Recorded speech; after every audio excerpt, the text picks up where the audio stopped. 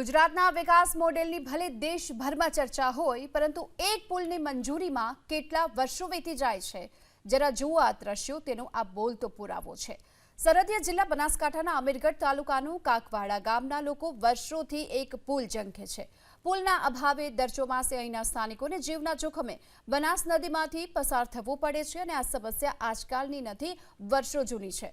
દર વર્ષે ચોમાસામાં બનાસ નદી બે કાંઠે વહેતી થાય છે। કાકવાડા અને આસપાસના ગામના લોકો મુશ્કેલીમાં મુકાય છે, કેમ કે નદીમાં પાણી આવે ત્યારે રસ્તો બંધ થઈ જાય। શાળાએ જતા વિદ્યાર્થીઓ હોય, પશુપાલકો હોય કે પછી ગામના સામેના છેડે આવેલા ખેતરે જતા ખેડૂતો 4 મહિના દરરોજ મોતને માત આપવી પડે છે।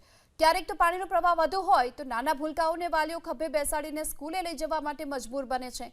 ગ્રામજનોની એક વર્ષો જૂની પુલ બનાવવાની આ માંગ છે, પરંતુ લોકોની વારંવારની રજૂઆત હજુ પણ ગતિશીલ ગુજરાતના અધિકારીઓ સુધી નથી પહોંચી। અન્ય વૈકલ્પિક માર્ગ છે, પરંતુ તેના માટે લોકોને 10 કિલોમીટરનો ફેરો થઈ રહ્યો છે।